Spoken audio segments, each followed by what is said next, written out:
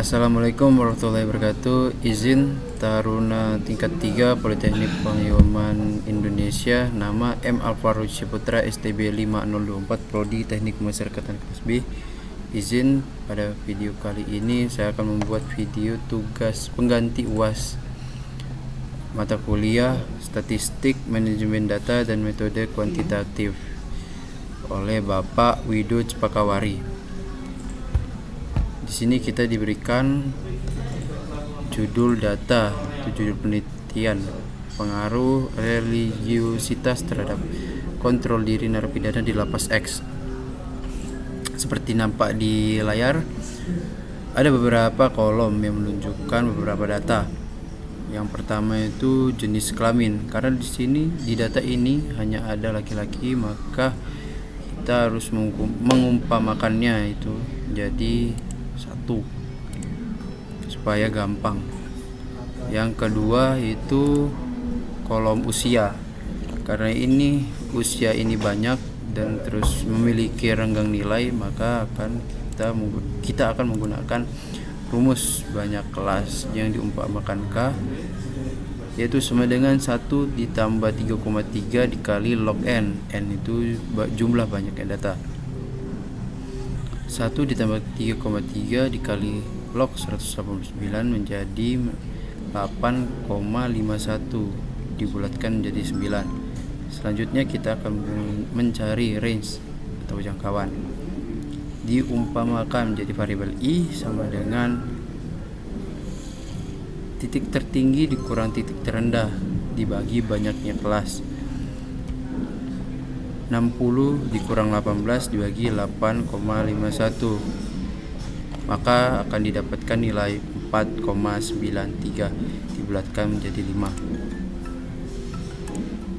5. Di data berikutnya yaitu data vonis, sama seperti usia memiliki renggang nilai, maka digunakan rumus seperti mencari usia.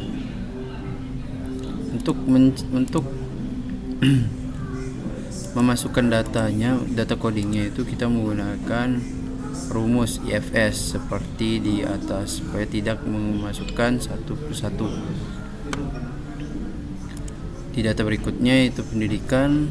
Untuk coding pendidikannya saya menggunakan find and replace.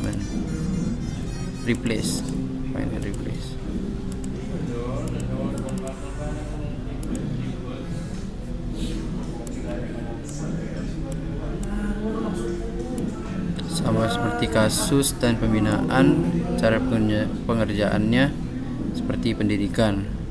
Di data berikutnya yaitu X total,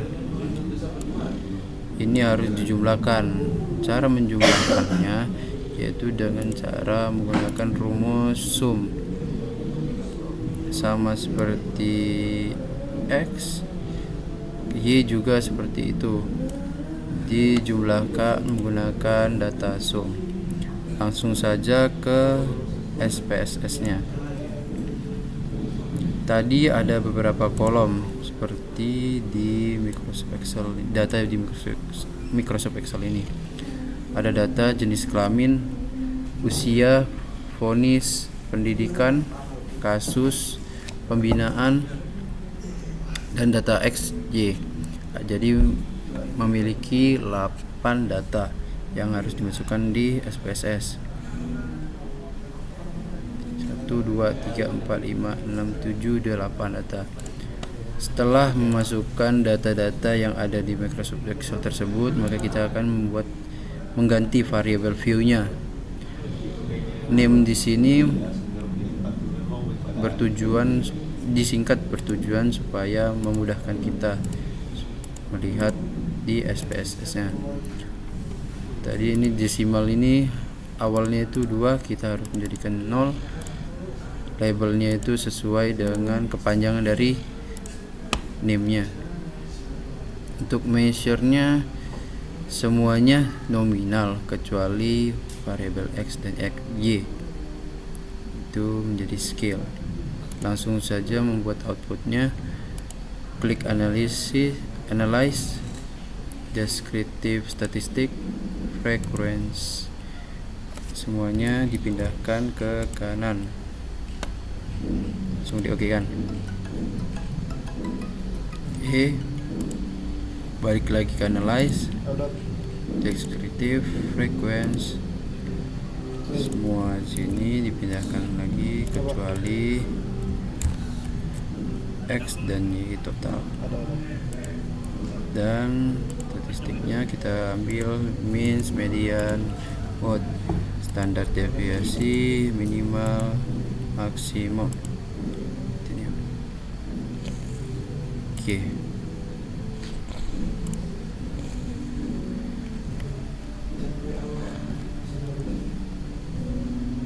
Sudah mendapatkan outputnya, kita balik lagi, klik analyze, regression, pilih linear. X ini mempengaruhi Y, jadi X itu independen dan Y dependen. Klik save, residuesnya centang unstandardized. Oke.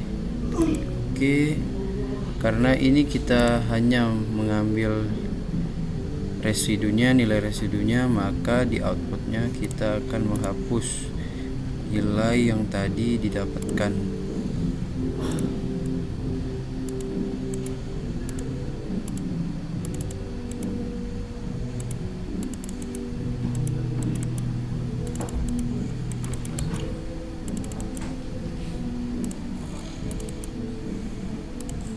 Oke, balik lagi, analyze dan linear di uncentang, continue. Oke.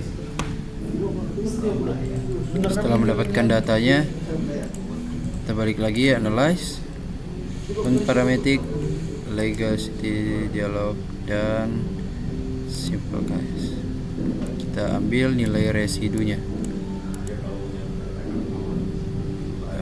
Normal dicentang, use sample data, balik ke kanan, nilai residunya.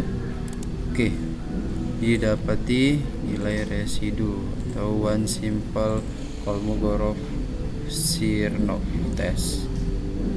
Setelah mendapatkan data ini, kita akan membuat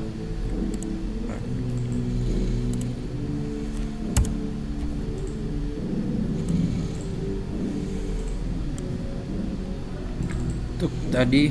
Setelah mendapatkan outputnya, frekuensi tabelnya itu jenis kelamin. Karena jenis kelamin ini semua laki-laki, berkode 1, dibuat berkode 1. Tidak ada pembanding lain karena hanya laki-laki di tabel jenis kelamin. Untuk di usia, kita mendapatkan di saat diinterpretasi terdapat kecenderungan nilai netral hingga positif ditunjukkan oleh tingginya skor pada angka 6, yaitu di usia 43 sampai 47, dan yang ke-8 usia 53 sampai 57 tahun. Data kedua tersebar netral merata dengan sedikit dominasi pada nilai 8, yaitu nilai 53 sampai 57. Data paling sedikit pada angka 5, itu di 15. Range usia 38 sampai 42. Lanjut ke tabel vonis. Interpretasinya itu data menunjukkan bahwa sebagian besar vonis adalah kategori kelima. Frekuensinya 31 dengan jumlah 31 orang, 16,4%. Ini menunjukkan kategori vonis nomor 5 adalah yang dominan, yang paling dominan. Yang 5 itu adalah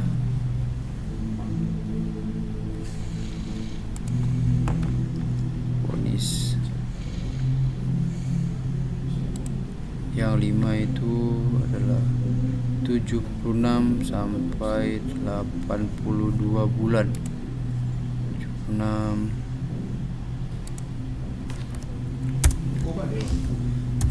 sampai 82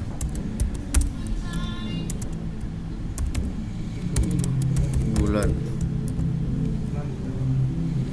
Gimana? Jeep? Aman Jeep? Sekitar 61,4% responden memiliki vonis antara 1 sampai 5. Sisanya berada di kategori 6 sampai 9. Tinggal yang kita 6 sampai 9 di coding Microsoft Excel. 6 sampai 9. tinggal lagi install ini apa? OBS. Data cenderung merata meskipun ada kecenderungan menumpuk di antara kategori 2 dan 5 karena vonis dominan itu kategori 3 dan 5. 62 sampai 68, kategori kelima 76 sampai 82. Lanjut ke tabel berikut, pendidikan. Data menunjukkan orang dominan pendidikan pada nomor 3, yaitu pendidikan SMP, dan 4 untuk pendidikan taraf SMA. Untuk nomor 2 SD, orang putus sekolah di SD itu paling sedikit presentasinya.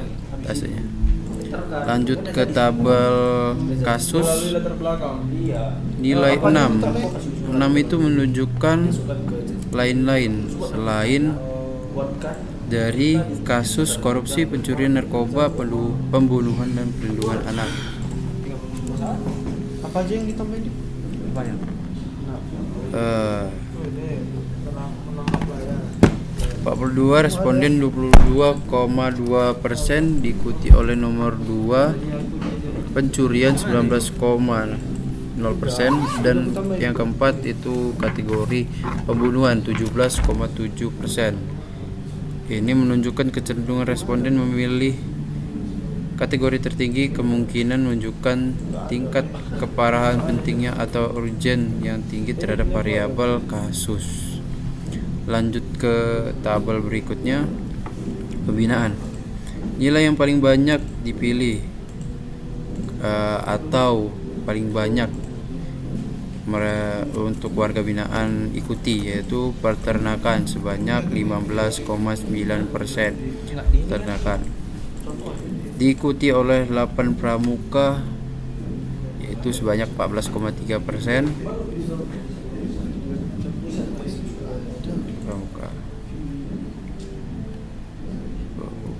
Dan yang keenam laundry sebanyak 13,2%.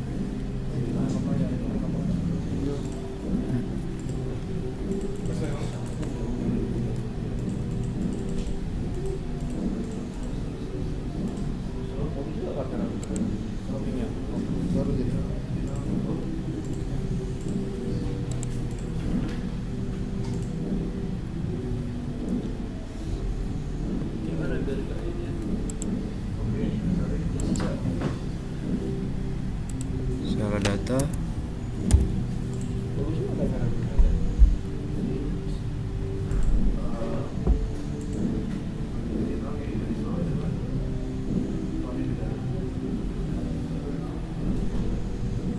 Miring gini, cembung gini, Cok.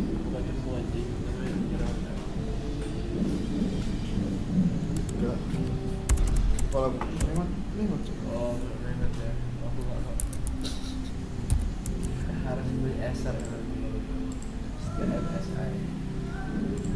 Kesimpulan kedua itu skor ketiga peternakan, keempat pertanian. Secara bersama mencakup lebih dari seperempat responden yang menunjukkan dominasi pada nilai tingkat menengah atau rendah di bawah 4. Tabel berikutnya itu frekuensi table, statistik, mean, median, modus, standard deviation, minimal, maksimum. Di sini di data ini menggunakan data X total dan Y total. Rata-ratanya yaitu 51,54, menunjukkan nilai telah setengah populasi cukup tinggi dalam skala 15 sampai 60. Median 53 hampir sama dengan min, menandakan distribusi data simetris. Modusnya 54, nilai yang paling sering muncul. Modus standar deviasinya 7,796. Variasi relatif kecil, data terkonsentrasi sekitar min. Kisaran nilai range 15 sampai 60, kisaran yang cukup lebar, namun mayoritas data terkumpul dekat nilai rata-rata. Ya, totalnya rata-ratanya 93,76, skor tinggi dalam kisaran 30 sampai 18. Minnya 96, lebih tinggi dari mean. Modusnya 104, lebih tinggi daripada X total karena datanya juga lebih banyak.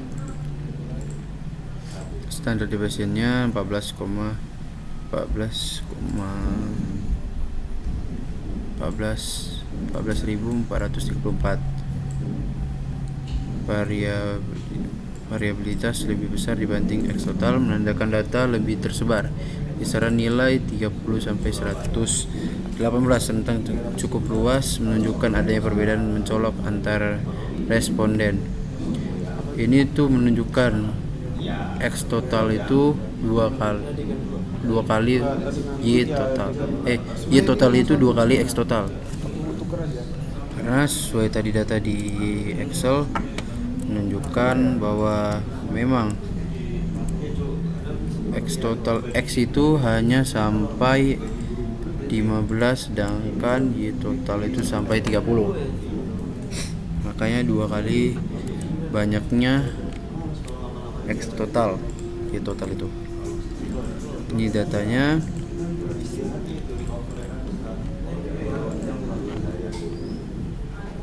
Untuk model summary-nya, simpulan tuh, residual dari model regresi telah diuji menggunakan Kolmogorov-Smirnov test dengan koreksi Lilliefors, dan hasil menunjukkan bahwa data residual berdistribusi normal. Yang kedua, ini berarti salah satu asumsi utama regresi linear terpenuhi sehingga model dapat dianggap valid dan reliable dalam konteks analisis sistematik. Ketiga tuh R 0,822 menunjukkan korelasi yang sangat kuat antara variabel prediktor X total dan variabel dependent Y total.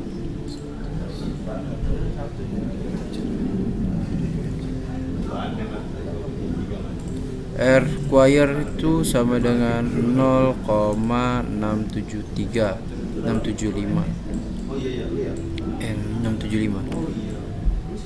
Artinya 67,5% variabilitas variabel Y total dapat dijelaskan oleh variabel X total. Sisanya 32,5% dijelaskan oleh faktor lain di luar model. Yang terakhir, standard error of the estimate yaitu 8.250. Ini adalah standar galat dari estimasi prediksi. Makin kecil nilainya, makin akurat modelnya. Yang selanjutnya itu tabel ANOVA. ANOVA yaitu analysis of variance. Di sini F-nya itu 388.561. Nilai F yang sangat tinggi menunjukkan model regresi signifikan. Secara statistik, sig sama dengan kurang dari 0,001. Nilai signifikasi lebih kecil dari 0,05. Berarti model regresi secara keseluruhan signifikan, atau dalam kata lain variabel X total berpengaruh nyata terhadap Y total. Tabel terakhir yaitu one simple Kolmogorov-Smirnov test. Kesimpulannya itu berdasarkan tabel di atas menunjukkan hasil uji normalitas yang dilakukan peneliti memberikan nilai signifikan atau asymptotic terhadap 0,057. Ini datanya. Di mana nilai tersebut sesuai dengan syarat uji normalitas dengan hasil 0,057 lebih besar 0,05. Hal ini menunjukkan bahwa data dimiliki terdistribusikan secara normal karena mempunyai nilai yang signifikan lebih besar 0,05 dengan hasil tersebut, maka penelitian ini dapat digunakan dalam analisis selanjutnya. Praktis ini ya. Sekian dari penjelasan analisis data ini. Lebih kurang saya mohon maaf.